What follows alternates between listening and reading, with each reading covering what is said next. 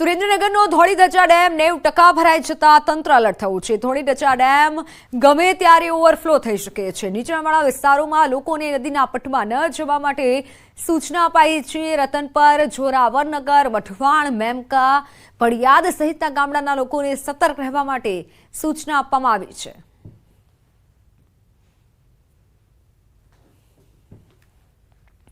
તો ધોળીધજા ડેમ 90% જેટલો ભરાયો છે અને આ તરફ નીચાણવાળા ગામોને સૂચના આપવામાં આવી છે। તંત્ર દ્વારા સતર્ક રહેવા માટે સૂચના અપાઈ છે। રાજ્યસભા સાંસદ ડોક્ટર જશવંતસિંહ પરમારનું નિવેદન કલકત્તા કેસ મામલે મોટું નિવેદન આપ્યું છે। આરોપીઓને ફાંસીની સજા થવી જોઈએ। દરેક રેપના આરોપીઓને ફાંસીની સજા આપવામાં આવે। પશ્ચિમ બંગાળમાં વારંવાર આવી ઘટના બને છે। આરોપીઓને કડકમાં કડક સજા કરવામાં આવે। સાથે પંચમહાલમાં તબીબો પણ ભારે રોષ સાથે કડકમાં કડક સજાની માંગ કરી રહ્યા છે। કોલકાતા ગેંગરેપના આરોપીઓને સજા કરવા માટે જિલ્લા કલેક્ટરને આવેદનપત્ર આપી રજૂઆત કરવામાં આવી।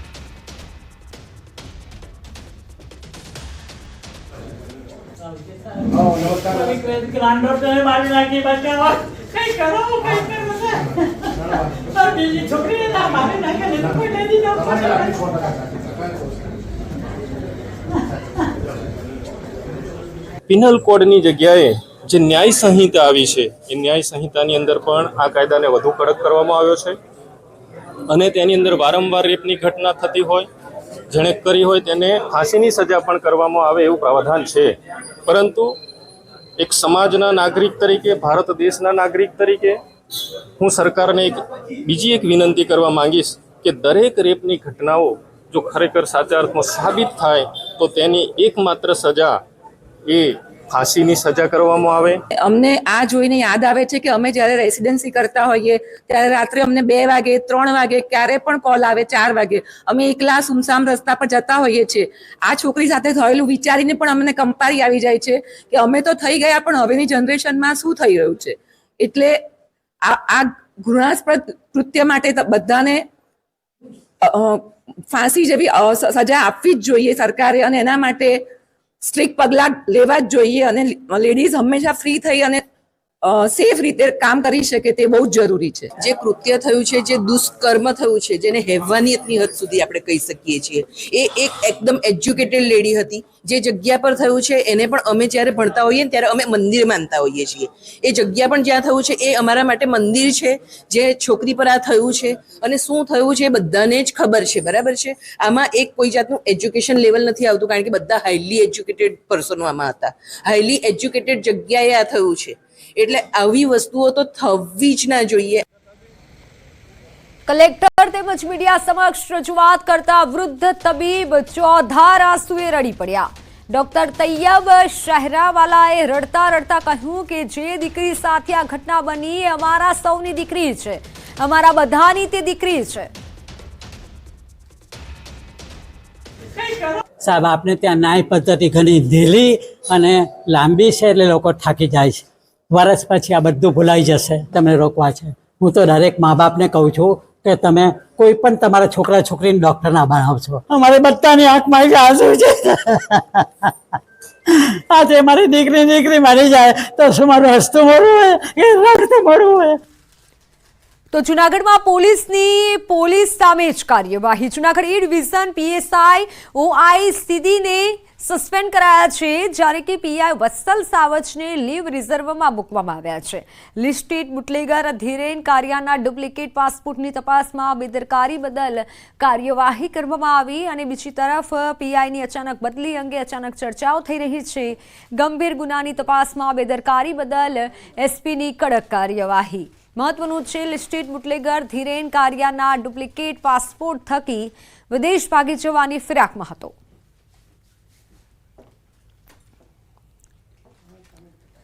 અમદાવાદમાં નવનિર્મિત ફૂટ ઓવરબ્રિજનું આજે લોકાર્પણ થશે। શાહીબાગ બીએપીએસ સ્વામિનારાયણ મંદિર બહાર ફૂટ ઓવરબ્રિજ બનતા અનેક દર્શનાર્થીઓને તેનો લાભ મળશે। બ્રિજ શરૂ થવાથી લોકોને ટ્રાફિકની સમસ્યામાંથી રાહત મળશે। ₹2.35 કરોડના ખર્ચે બનાવેલ બ્રિજનો સરેરાશ 5,000 લોકો ઉપયોગ કરશે। વડીલો માટે બ્રિજ પર લિફ્ટની પણ ખાસ વ્યવસ્થા કરાઈ છે અને આ પ્રસંગે રાજ્યના મંત્રી જગદીશ વિશ્વકર્મા, અમદાવાદના પ્રથમ નાગરિક પ્રતિભા જૈન, સાંસદ દિનેશ મકવાણા, ધારાસભ્ય દર્શના વાઘેલા સહિતના હોદ્દેદારો પણ હાજર રહેશે.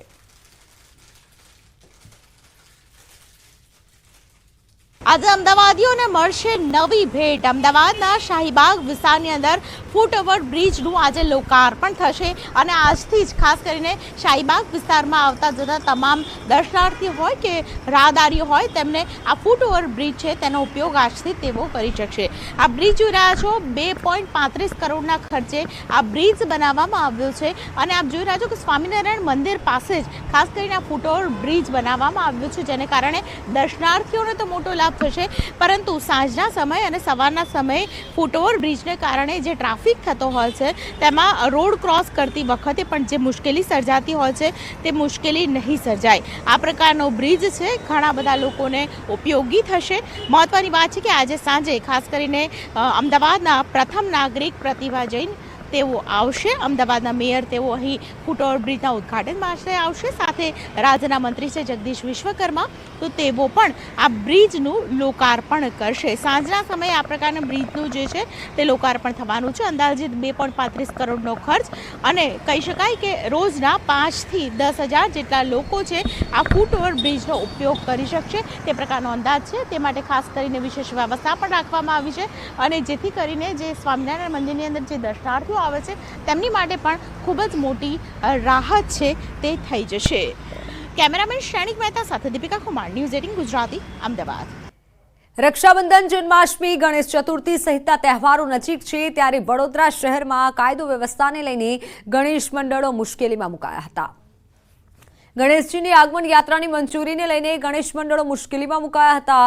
પોલીસ દ્વારા તહેવારોના દિવસે યાત્રાની મંજૂરી ન અપાતા વિવાદ થયો હતો. જોકે આ વિવાદના કારણે સાંસદ, ધારાસભ્યો તેમજ મેયરે પોલીસ કમિશનર સાથે બેઠક કરી હતી અને આ બેઠકમાં રક્ષાબંધન અને જન્માષ્ટમી સિવાયના દિવસે યાત્રા યોજવા પોલીસે મંજૂરી આપી હતી.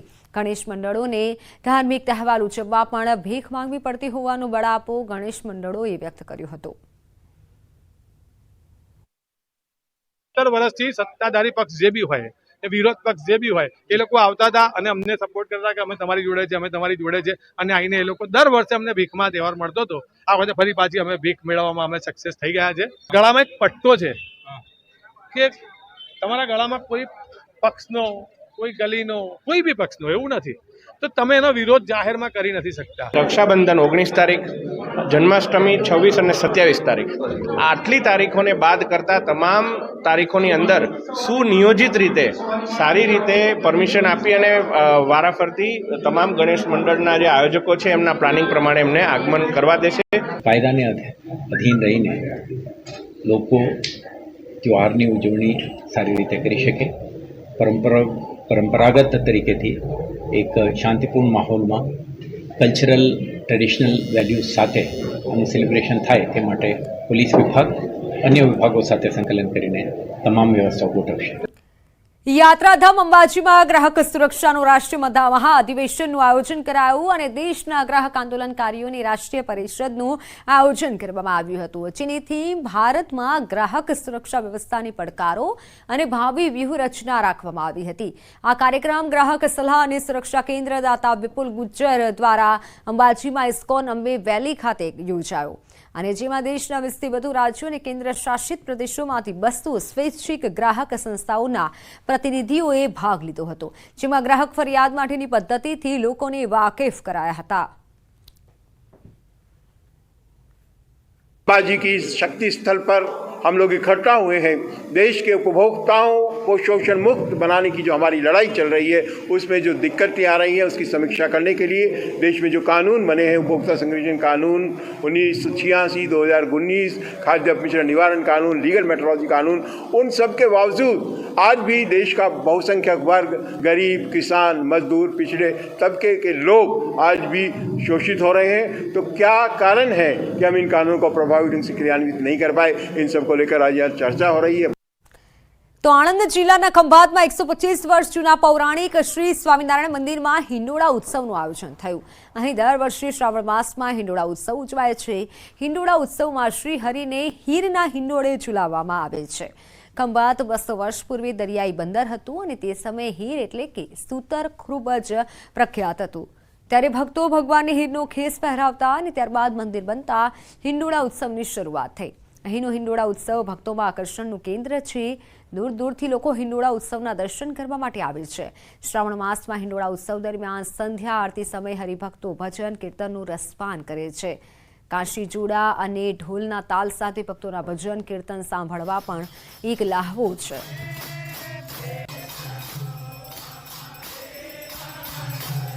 ને 25 વર્ષથી આ મંદિર છે જેની અંદર ભગવાન દર્શન દઈ રહેલા છે અને આ હરિભક્તો બધા પ્રેમથી અને ભાવથી આ હીરના હિંડોળાની અંદર સજાવટથી આ ભગવાનને ઝુલાવી રહ્યા છે.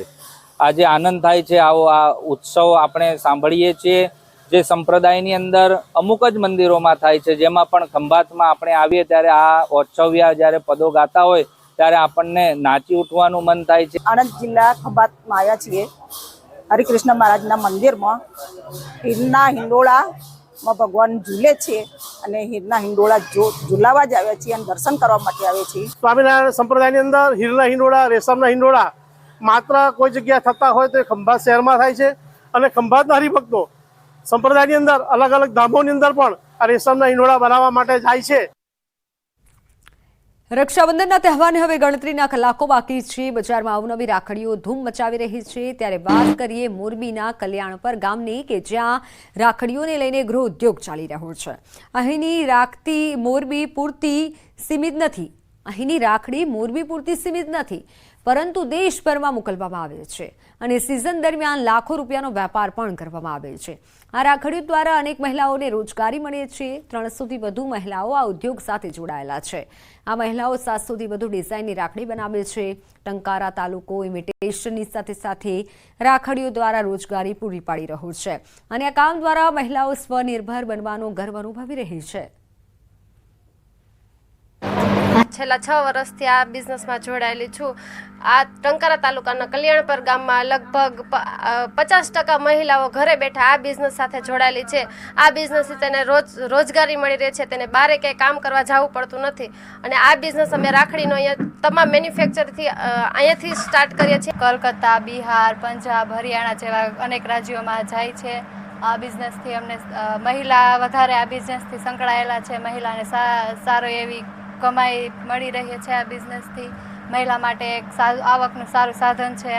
જે રાખડીનું કામકાજ વર્ષોથી આ ચાલે છે અને રાખડી એ 5 રૂપિયાથી માંડીને 50 રૂપિયા સુધીની બનાવવામાં આવે છે અને આ વ્યવસાય સાથે જનરલી વધુ પડતી મહિલાઓ જોડાયેલી છે અને મહિલાઓ આ વ્યવસાય સાથે જોડાઈ અને પોતાનું ગુજરાન સારી રીતે ચલાવે છે.